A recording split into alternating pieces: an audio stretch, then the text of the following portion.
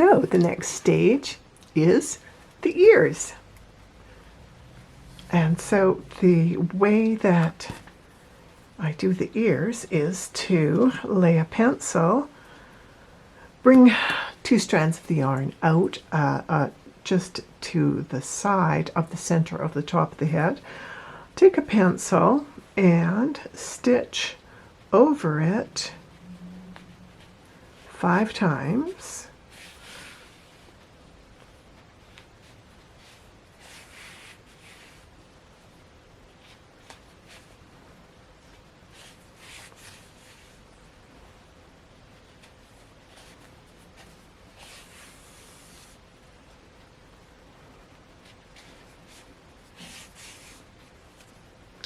And now you pull the pencil out and you take the yarn, the needle, through those wrapped stitches,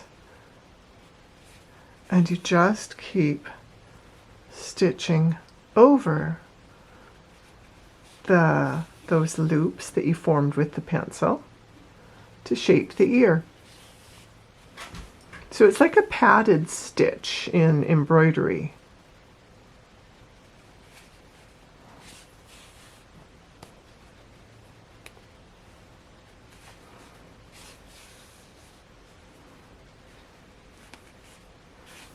There you go.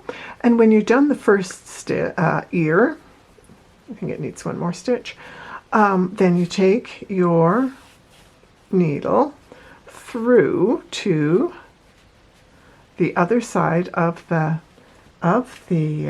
head and repeat on the other side of the head to give you your second ear. I'm going to set this aside, and now for the panda, you can either do your wraps, your head wraps, your ear wraps with the white, if you happen to have a whole lot of the white yarn, which is what I did, or you can do it with the same color as the dominant color of the panda.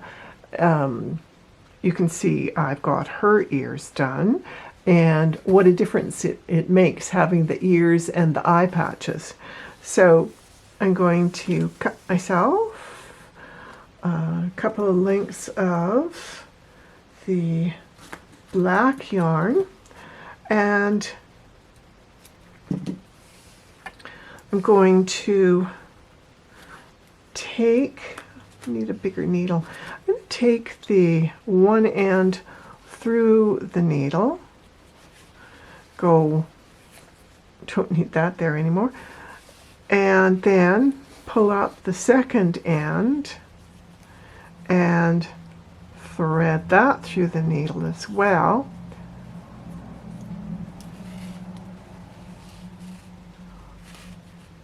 And I'm just pulling on the yarn to make the ends even.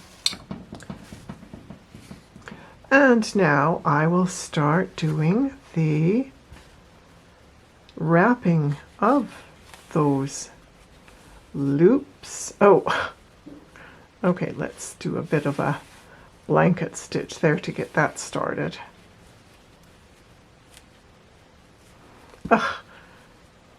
Well, that wasn't what I intended. Let's see if I can, there, I can sneak that into the middle. No, I can't sneak it into the middle. Oh, come on then, ear. Behave yourself, for goodness sake. And you just stitch over the ear loops in the color of the panda. And it will have gaps at first in the color, which is why, you know, if you had the extra black yarn on hand, you could have done your wraps with the black, but I had extra white, so I just used white. Doesn't really matter as long as you cover up the gappy bits.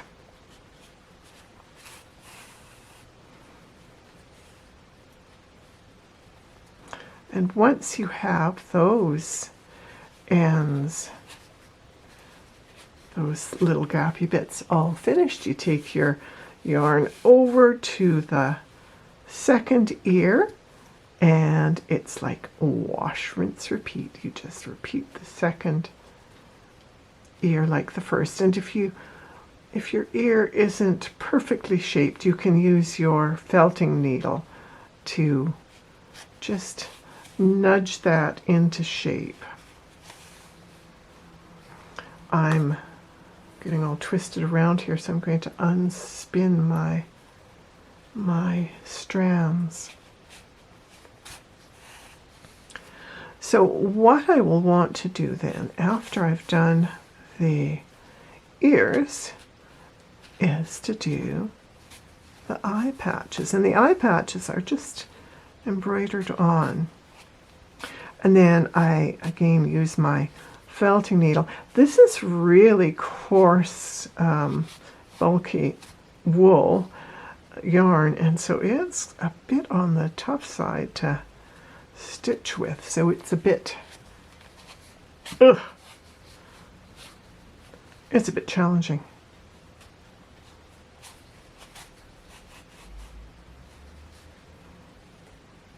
Yeah, I'm going to do a bit of packing that in with the felting needle. So now I'm going to take my needle down to where I want the first patch to be.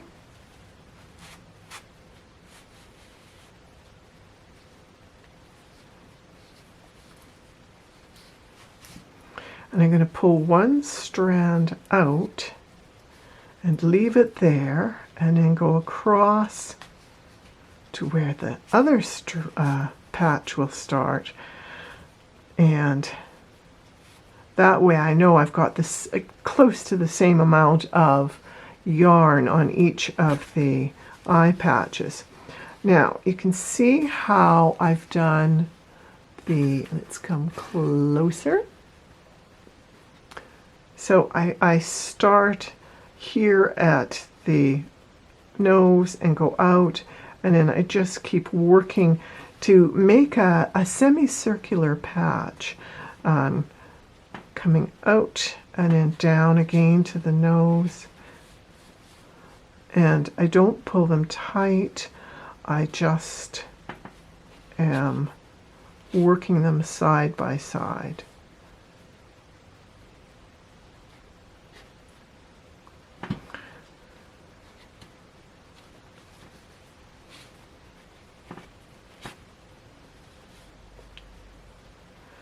And I'll shape that down a bit, take it down a bit smaller, then fill in some of these gaps here. And of course the eye buttons, the beads for the eyes, will be stitched on onto the panda's eye patches.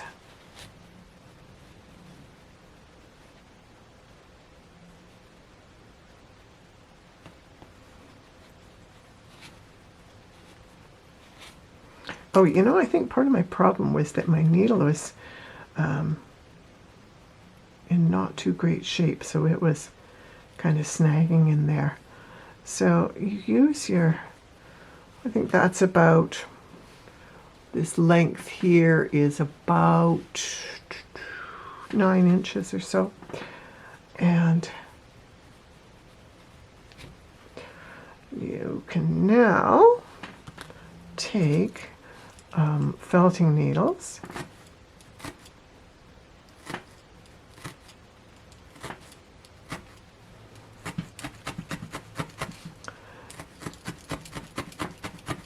and felt the eye patch in. I'm not too happy with the way that ear is looking there, so I'm just tapping it with the felting needles as well, just to give a nicer silhouette on the ear, this ear too.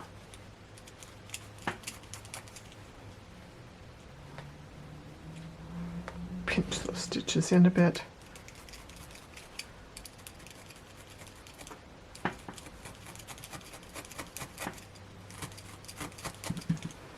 There we go. And then I will repeat the whole process with the second strand. And now this time I'm sort of watching where I came out on the first eye patch. And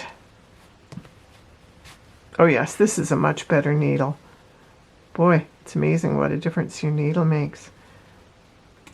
Okay, and so I'm kind of paying attention to where I took those stitches on the first eye patch, because you want them to be kind of as close to symmetrical as you can get.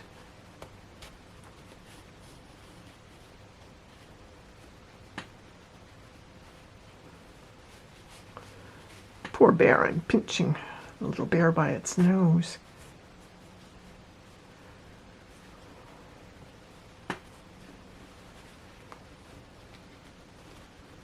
Okay, and yeah, that's looking close-ish. And then I will go in and just keep filling in the gappy bits. So the patch is all nicely filled in. Last stitch here, bring it out, and then I'm going to just tap that end in. And just do a bit of shaping between the eye patches there. And bring that end in and tap that just in with the felting needle.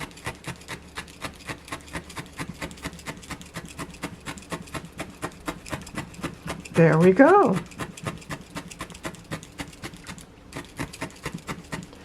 Ears and eye patches.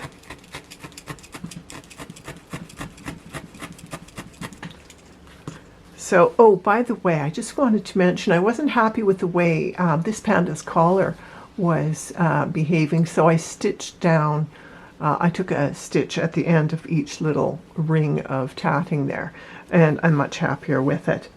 Now, the next step is to put the eyes on the teddies. And I use a round bead that is about, I think it's about 1/4 inch in diameter. And these ones are plastic, but they work quite nicely. Now, I have anchored, I used this needle and thread to stitch the collar into place, but usually what I'll do is when I am stitching the eyes on, I will, if I'm using, like this is a gray upholstery thread, but you can also use black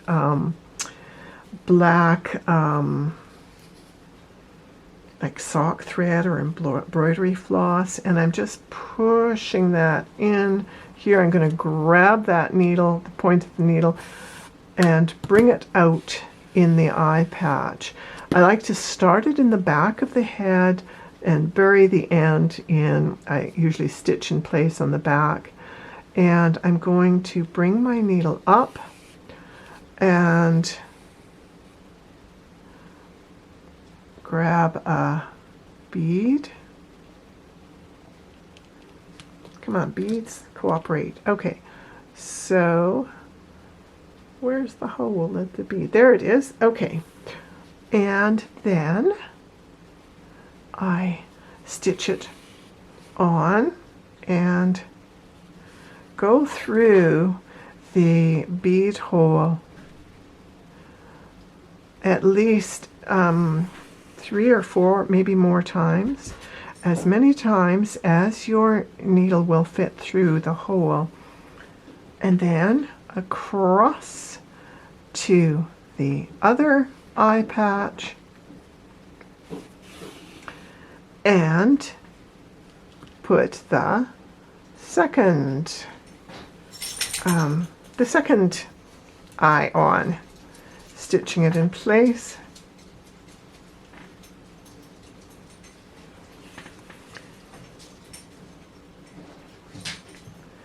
Three or four times or 5 times.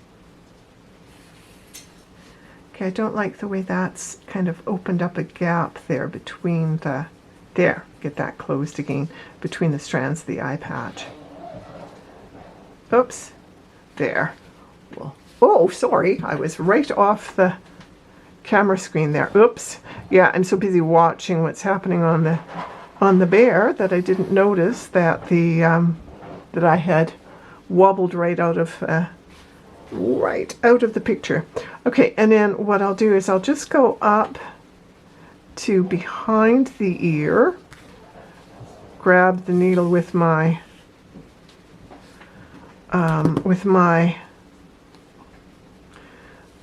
needle nose pliers and stitch in place a few times invisibly just to anchor. Once and twice, and take it down through the head and snip.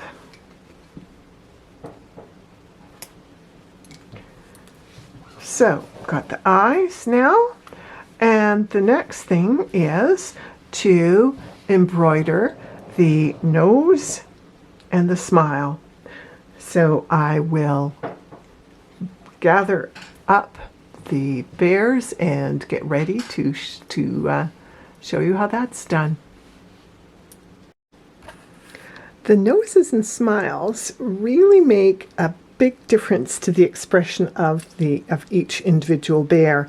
And even though I use the same basic technique to make the nose and smile on each of the bears, every single one turns out completely different. So, same technique, very different expression.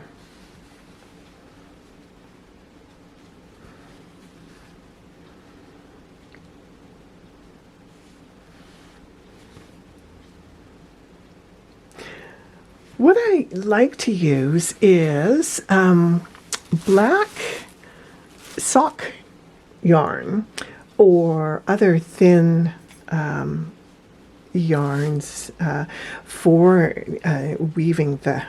stitching, embroidering the noses and mouths.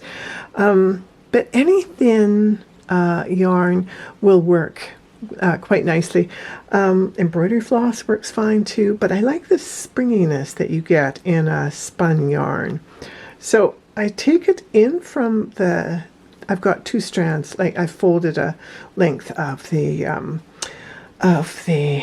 sock yarn in half, and I took it in from the side, and I'm going to take it to close to the middle of the nose, and I'm just pulling those ends in. I'm going to stitch in place. I'm going to take one tiny little stitch in place first to lock and secure those ends, and second another tiny little black stitch, and that will lock the ends in. Now I'm going to do the center stitch for the nose, and I will fan out I'll do a V on either side, one side, then the other side, and that then gives me the space that I want to fill in with my embroidering the nose stitches. So I come up a little bit from the tip of the nose and just keep filling in. Move this over a little, and again up a bit from the tip there,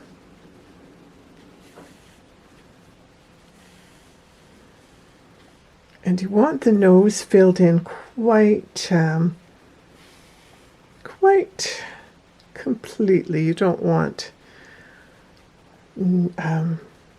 skin showing you don't want the